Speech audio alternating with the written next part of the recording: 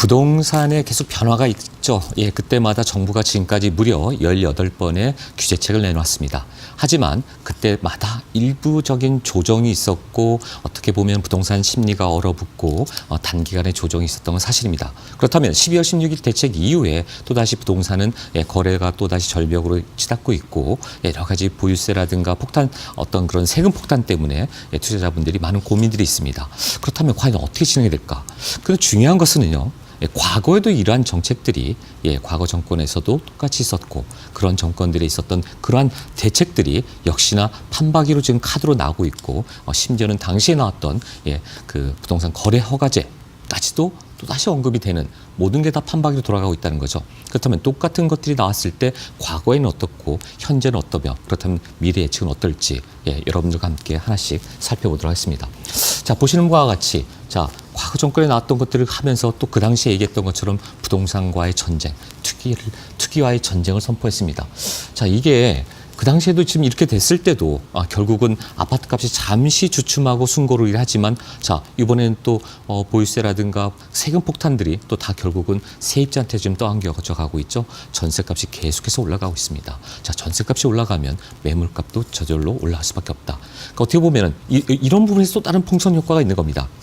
15억, 9억, 6억 여러 가지 그 어떤 커트라인이나 기준 라인을 만져보는 것도 중요하지만 그렇게 만드는 것 이외에는 비하인드 시장의 그 뒷면도 보셔야 된다는 거죠.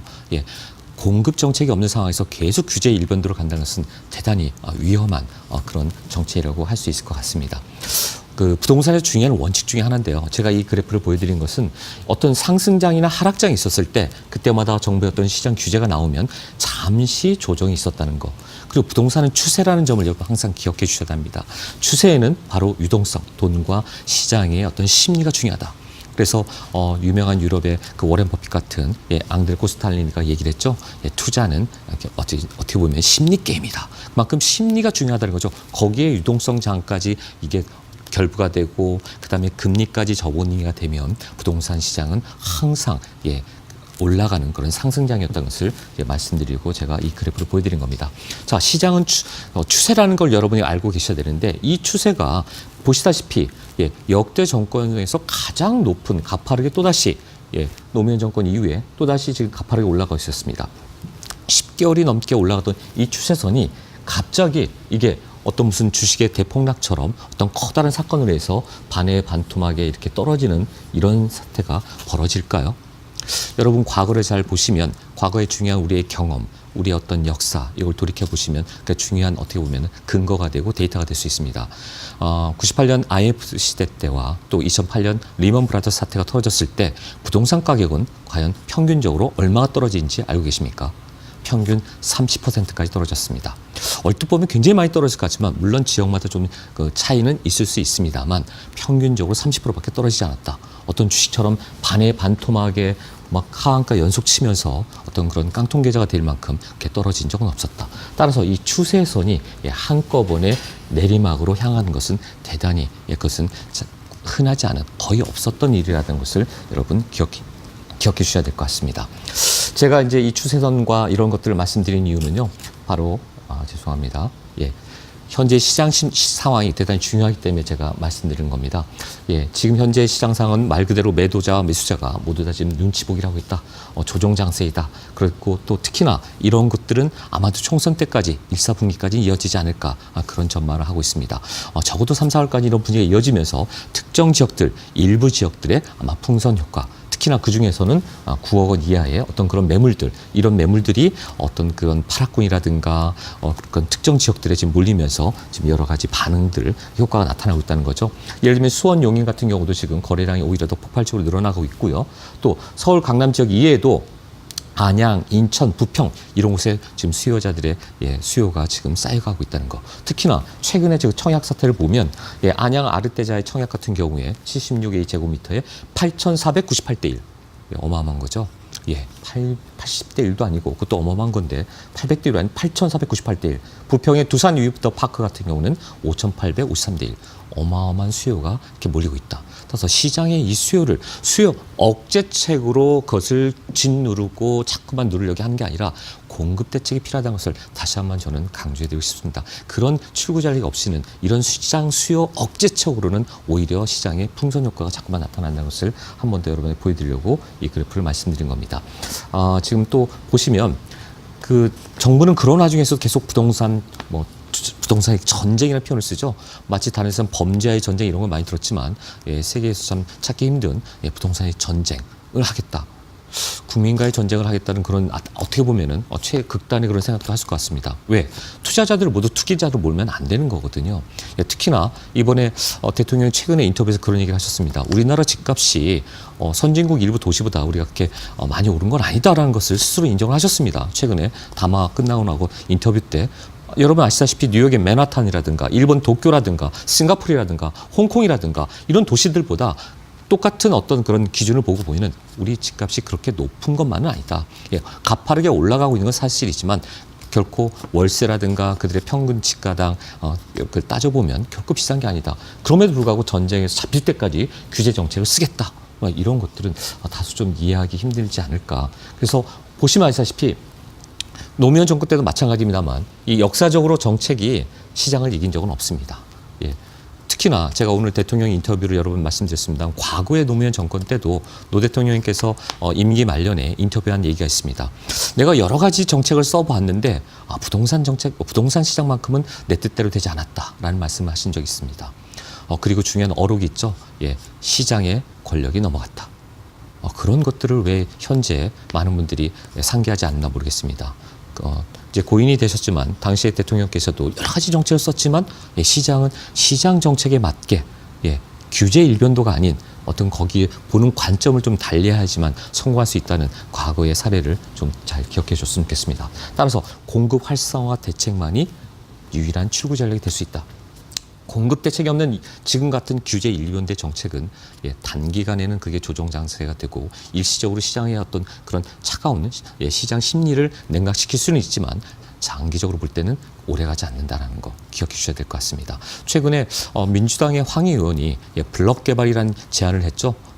그만큼 민주당 내 의원들도 그런 얘기를 던지는 것은 블럭 개발이라는 것은 1, 2, 3, 4단지가 있을 때 그 어떤 그 단지별로 용적률을 250% 주는 게 아니라 하나의 가운데 3단지든 2단지 가운데 거를 80층 규모로 높여서 용적률을 대폭 완화시키고 크게 주고 나머지는 공원화시키는 그러면서 이주라든가 여러 가지 전세 대혼란이라 전세 그 혼란이 일어나지 않게끔 차근차근 단계별로 이주하고 또 개발될 수 있는 그런 블록 개발이라는 그런 대안을 내기도 했습니다. 이런 대안들에 대해서 어떻게 보면 공급에 관련된 것들 이런 부분에 대한 고민을 좀 더 정부 관계자나 부동산 관계자분들이 해주셨으면 하는 바람 간절합니다. 지금 과거 걸 제가 자꾸 얘기하고 있습니다만 왜 제가 이걸 강조하느냐? 똑같다는 얘기를 제가 앞서 말씀드린 것 같이 과거를 보면 과거의 부동산 역사를 보면 바로 현재와 미래를 예측할 수 있기 때문에 말씀드린 겁니다. 문재인 정부와 지금 나와서 18번의 규제책을 아직 하고 있는데요. 노무현 정부 기간에 했던 것과 거의 비슷합니다. 그 사례들도 거의 비슷한데 추세선이 어떻게 됩니까? 제가 오늘 추세선 얘기를 많이 하죠. 자, 쭉 해서 역대 정권 중에 가장 많이 올랐다고 그러죠. 지금도 마찬가지죠. 쭉 해서 자, 여기서 과연 이 상태에서 지금 어떻게 합니까? 이 추세선에서 이거를 꺾어보겠다고 하고 있지만 여러분 어떻게 보겠습니까?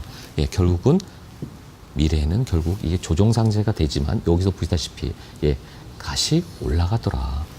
이걸 말씀드리려고 제가 과거의 데이터를 여러분한테 보여드리는 겁니다. 굉장히 중요한 하나의 데이터이자 현재를 판단하고 미래를 예측할 수 있는 데이터라고 할 수 있을 것 같습니다. 자, 설 이후 어떻게 될 건가? 상저하고로 저는 예상하고 싶습니다. 상반기 중에는 약간의 조정 장세가 있을 수 있을 거고 서로가 그 매물이 또 예전처럼 활발하게 작년 가을이나 겨울 초처럼 이렇게 많이 활성화되지 않겠지만 하반기부터는 다시 또 상승 지점으로 가지 않겠느냐. 그걸 총선 기점으로 저는 보고 있습니다. 따라서 9억 이하의 틈새 시장 이런 곳에 여러분 눈여겨보셔야 되고요. 제일 중요한 것은 바로 이런 조정 장세 때 여러분 투자가 적기다. 오히려 가격이 강남 같은 경우에 2, 3억씩 떨어진 물건도 나오고 있고 일부 지역들의 어떤 물건들이 좀 나오고 있습니다. 더 떨어질 거를 기다리시는 것은 어떻게 보면은 차라리 지금 시기를 잘 잘 보시고 어떤 물건에 대한 분석을 잘 하시면 지금이 타이밍이라는 것을 여러분 알 수 있을 것 같습니다. 자, 그렇다면 9억 이하의 매물들, 어떤 희소성이 있는 가치들, 어느 지역들이 어디에 그런 것들이 있을까요? 여러분들이 현재 소유하고 있는 어떤 투자 관련된 방향이라든가 금액이라든가 개인마다 다르실 겁니다. 내가 어디를 갖고 어떻게 하고 싶은지 이런 것들에 대해서는 세미나 때 한번 오셔서 각자의 고민과 투자 방향 설정을 하시기 바랍니다.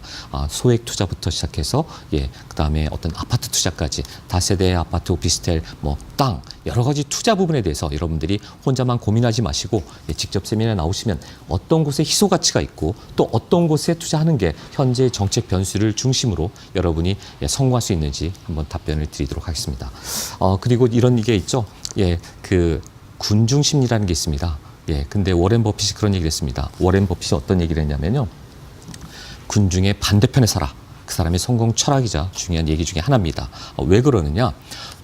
군중 심리에 의해서 투자를 하는 게 바로 워렌 버핏이 성공했다고 합니다. 지금처럼 사람들이 두려워할 때 오히려 투자 적기라는 거죠. 유럽의 워렌 버핏 할 수 있는 앙드레 코스탈리니, 앙드레 코스탈리니라는 사람이 있는데 이 사람이 여러 가지 책을 냈습니다. 본인이 성공한 투자 철학에 대한 하나의 경험담이자 이걸 책으로 냈는데요. 투자는 심리게임이다. 그리고 돈 뜨겁게 사랑하고 차갑게 다루어라. 이러한 책들에 나온 내용 중에 한 구절입니다.